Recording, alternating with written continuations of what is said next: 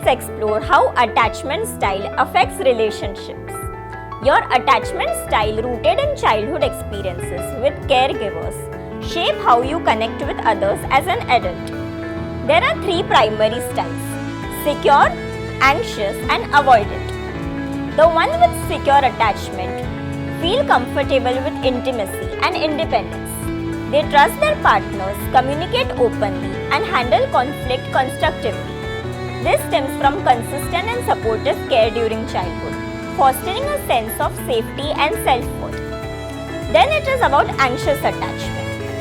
Those with anxious style often fear deep abandonment issues and crave constant reassurance.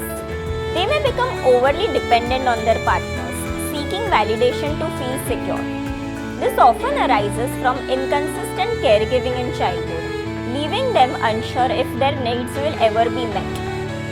Lastly, avoidant attachment. The ones having an avoidant attachment value independence and often struggle with emotional closeness. They may distance themselves from partners to avoid vulnerability, which stems from caregivers who were dismissive or unresponsive to their needs as a child. Understanding your attachment style is crucial for building healthier relationships. If you identify with anxious or avoidant tendencies, it's not a life sentence. Therapy, self-awareness, and open communication with your partner can help you move towards a more secure style. Healthy relationship starts with understanding how your past influences your present. By recognizing your patterns, you can create deeper, more fulfilling connections. Trauma, whether from a single event or prolonged stress, can fundamentally reshape how the brain functions. Three key areas are most affected. Amygdala. Amygdala, known as the brain's alarm system, becomes hyperactive after trauma. This makes the individual more sensitive to perceived threats even in safe situations, leading to heightened anxiety or hypervigilance. Secondly, prefrontal cortex. This area is majorly responsible for decision making or regulating emotions, often becomes less active. As a result, individuals may struggle to manage overwhelming feelings or think clearly during stress. Thirdly, the hippocampus. Trauma can shrink the hippocampus, which plays a key role in memory and distinguishing past from present. This is why traumatic memories may feel vivid and intrusive, as they are happening in real time. These changes in the brain explain common symptoms of trauma such as flashbacks, emotional dysregulation, or difficulty concentrating. However, the brain is also remarkably adaptable. Through therapies such as trauma-focused cognitive behavioral therapy or EMDR, eye movement desensitization and reprocessing, the brain can heal and rewire itself.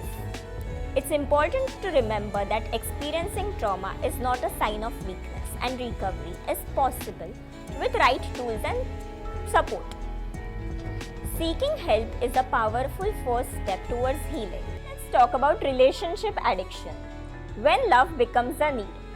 Relationship addiction is a form of emotional dependency, where the need for connection and love becomes all-consuming. It's not about healthy attachment, but a compulsive reliance on a partner to feel validated, worthy, or complete. This can lead to unhealthy patterns such as staying in toxic relationships or sacrificing personal boundaries to avoid being alone. Psychologically, relationship addiction often stems from unresolved childhood experiences, such as neglect or inconsistent care, which creates a deep fear of abandonment. As adults, this fear manifests as a constant need for reassurance and a deep discomfort with being single.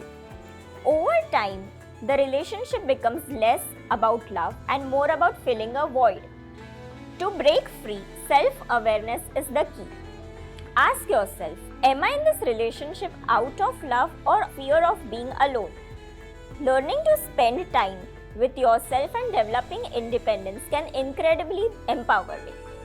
Therapy, especially approaches like CBT, cognitive behavioral therapy, can help uncover and address the root cause of emotional dependence.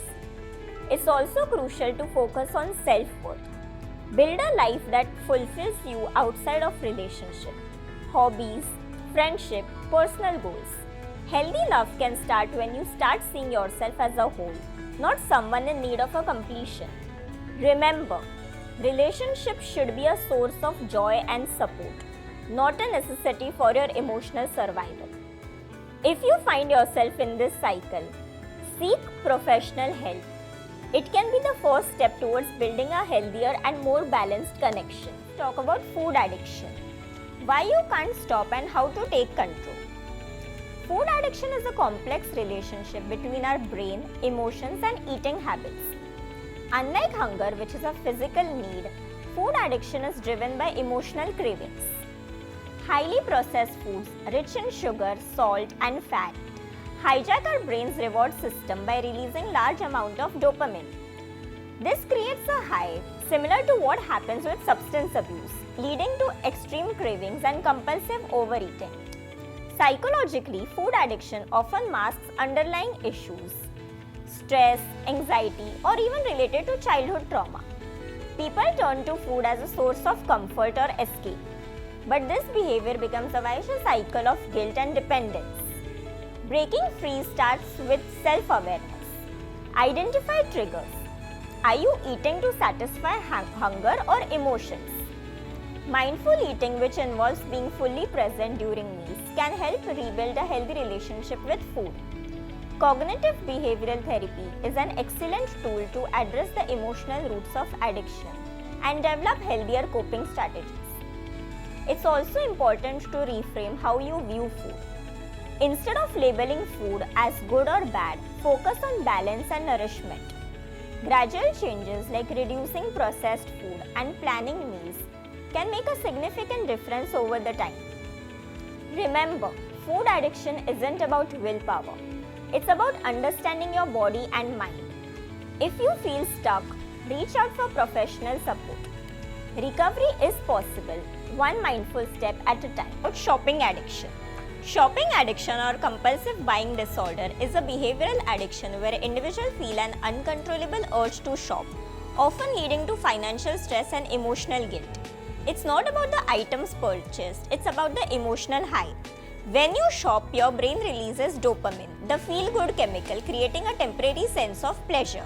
But over time, this fleeting reward reinforces a cycle of compulsive behavior.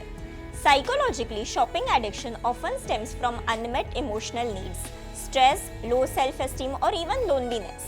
For some, shopping becomes a coping mechanism, a way to distract from deeper issues.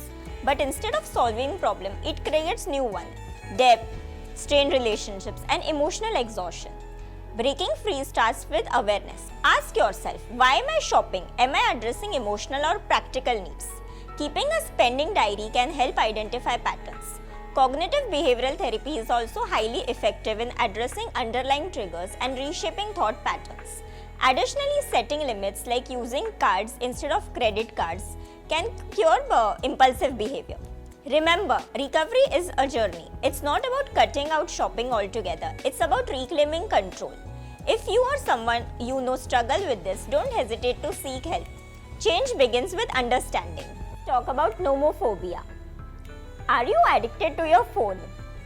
Nomophobia, or the fear of being without your mobile phone, is more than just a modern inconvenience. It's behavioral dependency. Constant phone use becomes a habit driven by the need to feel connected, entertained, or informed. Over time, this dependency can lead to anxiety, difficulty concentrating, and even strained relationships where the phone isn't accessible. Psychologically, nomophobia is often stemming from deeper fears, like missing out on important information, FOMO that you say, or feeling socially excluded. For some, it becomes a way to escape boredom, stress, or uncomfortable emotions, creating an unhealthy cycle of reliance. Breaking free starts with self-awareness. Ask yourself, why am I reaching out for my phone right now? Is it necessary or is it simply a reflex? Setting clear boundaries, such as phone-free zones or scheduled break from your device, can help reduce compulsive use. Additionally, try replacing screen time with more meaningful activities. Reading, exercise, or spending time with friends and family without distractions. Small adjustments like turning off non-essential notifications can also significantly reduce your dependency. It's important to remember that your phone is a tool, not a necessity or emotional fulfillment.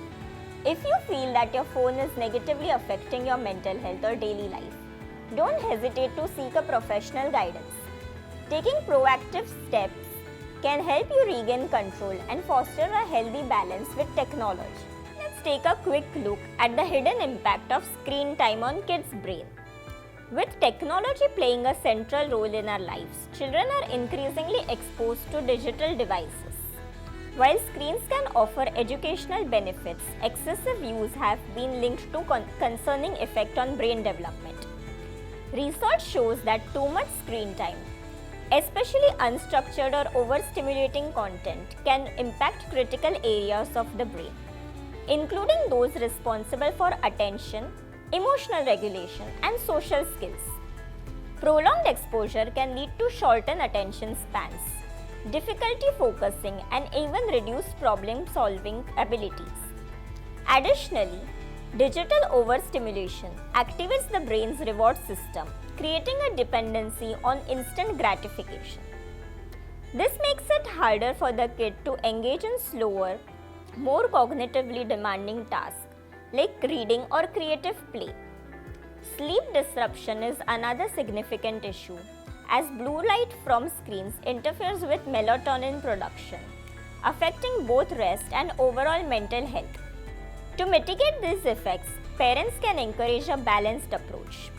Establish screen-free times, especially before bed, and prioritize quality over quantity when it comes to digital content. Activities that engage the child's imagination, like reading, outdoor play, or hand-on project, are essential for healthy brain development. Remember, the goal isn't to eliminate screens, but to use them mindfully, ensuring children grow up with a balanced and healthy relationship with technology. Let's discuss the importance of play in child development and how unstructured play supports brain growth. Play is more than just fun, it's essential for a child's development. During unstructured play, where children create their own rules and explore freely, the brain experiences rapid growth and connection. This type of play stimulates the prefrontal cortex, the area that is responsible for decision making, problem solving, and self regulation. Unstructured play also fosters creativity and imagination, as children learn to invent, adapt, and think outside the box. It strengthens the executive functioning skills, helping them manage emotions, plan ahead, and adapt to new situations. Socially, play teaches cooperation, communication, and conflict resolution. When kids play together, they practice sharing, negotiating, and empathizing, the key building blocks for healthy relationships. Additionally, physical play promotes motor skill and releases stress, which is crucial for emotional well-being.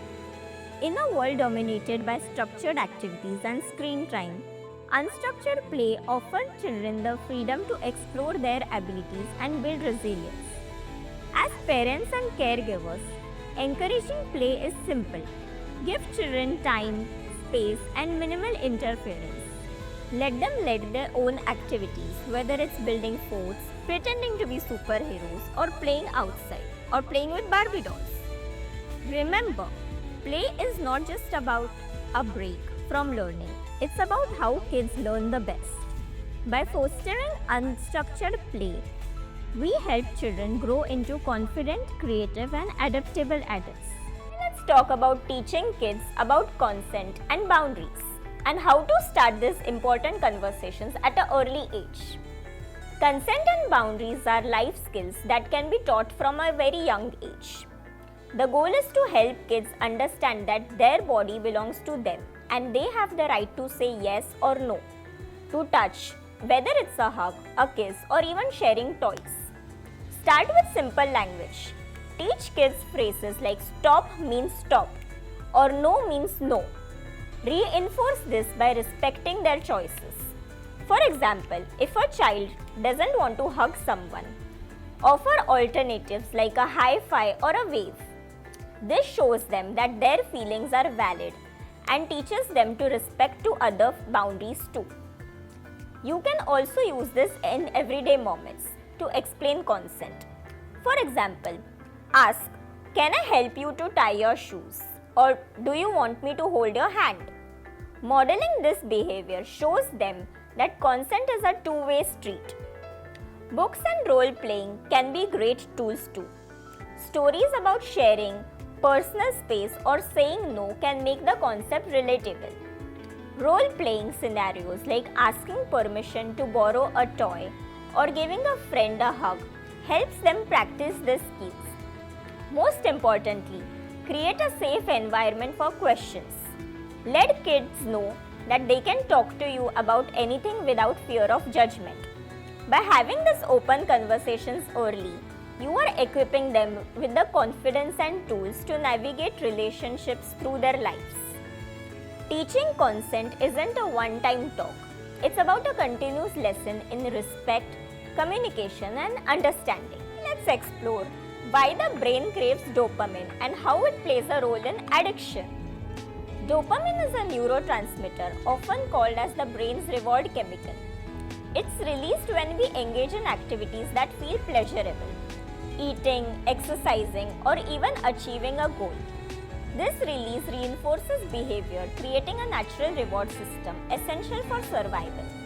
But when this system is overstimulated, it can lead towards addiction. Addictive behaviors, whether substance use, gambling, or even scrolling on social media, hijack this reward system. They cause dopamine to be released in higher than normal amounts, creating an intense feeling of pleasure. Over time, the brain adapts, reducing natural dopamine production and making everyday activities feel less rewarding. This leaves individuals chasing the high through repetitive, often harmful behaviors. Psychologically, this cycle of craving and reward traps people in addiction as they seek to avoid the discomfort of dopamine depletion and withdrawal. It's just not about the willpower. Addiction rewires the brain, making recovery a complex process. Breaking free requires retraining the brain. Activities like mindfulness, exercise, and building healthy routines can help restore balance. Therapy, particularly cognitive behavioral therapy, helps individuals identify triggers and develop strategies to manage cravings. Understanding dopamine's role reminds us that addiction is not a moral failing, but a neurochemical imbalance. With support and right tools, it's possible to break free and restore the brain's natural equilibrium.